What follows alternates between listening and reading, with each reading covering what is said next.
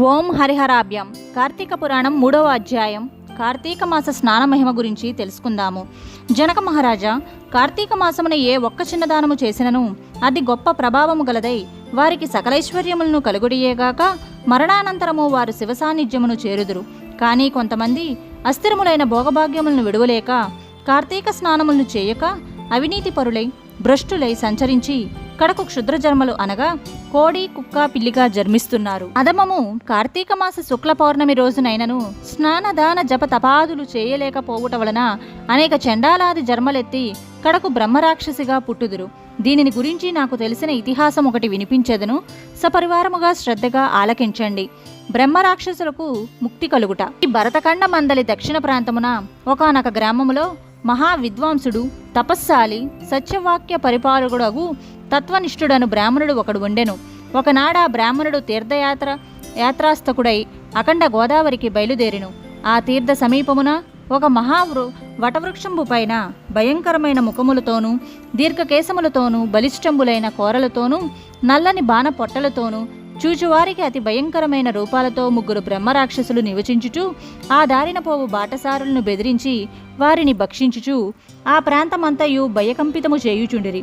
తీర్థయాత్రకై బయలుదేరిన అఖండ గోదావరి పుణ్యక్షేత్రమున పితృదేవతలకు పిండ ప్రదానము చేయుటకు వచ్చుచున్న విప్రుడు ఆ వృక్షము చెంత చేరుసరికి యథాప్రకారముగా బ్రహ్మరాక్షసులు క్రిందకు దిగి అతనిని జంపబోవు సమయమున బ్రాహ్మణుడు ఆ భయంకర రూపములను చూసి గజగజ వణుకుచూ ఏమీయూ తోచక నారాయణ స్తోత్రాన్ని బిగ్గరగా పఠించుచు, ప్రభో ఆర్తత్రాణ పారాయణ, అనాథరక్షక, ఆపదలోనున్న గజేంద్రుణ్ణి, నిండు సభలో అవమానాలు పాలగుచున్న మహాసాధ్వి ద్రౌపదిని, బాలుడగు ప్రహ్లాదుని రక్షించిన విధముగానే ఆ పిశాచాల బారి నుండి నన్ను రక్షించు తండ్రి అని వేడుకొనగా ఆ ప్రార్థనలు విన్న బ్రహ్మరాక్షసులకు జ్ఞానోదయం కలిగి, మహానుభావ, మీ నోటి నుండి వచ్చిన శ్రీమన్నారాయణ స్తుతి విని మాకు జ్ఞానోదయమైనది, మమ్ము రక్షింపుడు అని ప్రాధేయపడిరి.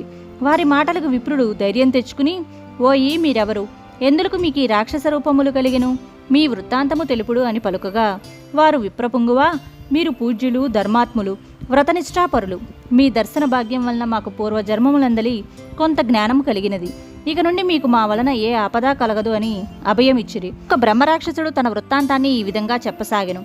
నాది ద్రావిడ దేశం, బ్రాహ్మణుడిని నేను మహాపండితుడనే గర్వముతో కలవాడినే ఉంటిని.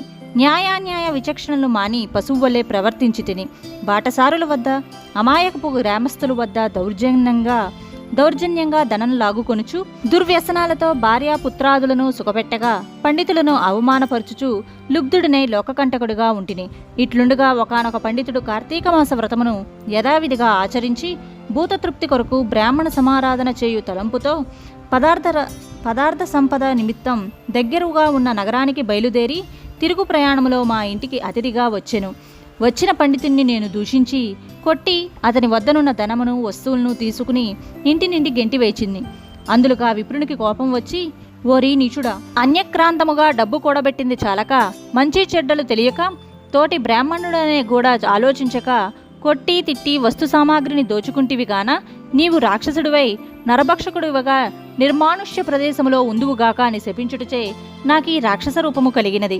బ్రహ్మాస్త్రమైనను తప్పించుకోవచ్చు గాని బ్రాహ్మణ శాపాన్ని తప్పించుకోలేము గదా, కాన నా అపరాధాన్ని క్షమింపుమని వానిని ప్రార్థించి తిని. అందులోకి అతడు దయతలిచి, ఓయి, గోదావరి క్షేత్రమందొక వటవృక్షము గలదు, నీవందు నివసించుచు ఏ బ్రాహ్మణుడు కార్తీక వ్రతాన్ని ఆచరించి పుణ్యఫలమును సంపాదించి ఉండునో ఆ బ్రాహ్మణుని వలన పునర్జన్మను నందువుగాక అని వెడిలిపోయెను. ఆనాటి నుండి నేను ఈ రాక్షస రూపాన్ని నరభక్షణము చేయుచుంటిని. కాన ఓ విప్రోత్తమ, నన్ను నా కుటుంబం వారిని రక్షింపుడు అని మొదటి రాక్షసుడు తన వృత్తాంతం గురించి చెప్పెను. ఇక రెండవ రాక్షసుడు, ఓ ద్విజోత్తమ, నేను కూడా పూర్వజన్మలో బ్రాహ్మణుడినే.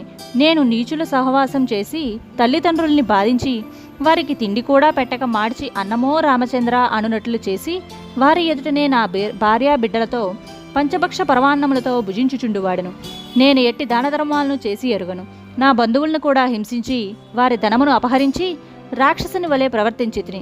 కాన నాకీ రాక్షసత్వము కలిగెను. నన్నీ పాప పంకిలముల నుండి ఉద్ధరింపుము అని బ్రాహ్మణుని పాదములపై పడి పరిపరి విధములా వేడుకొనెను. 3వ రాక్షసుడు కూడా తన వృత్తాంతమును ఈ విధంగా తెలియజేసెను. మహాశయ, నేనొక సంపన్న కుటుంబంలో పుట్టిన బ్రాహ్మణుడిని.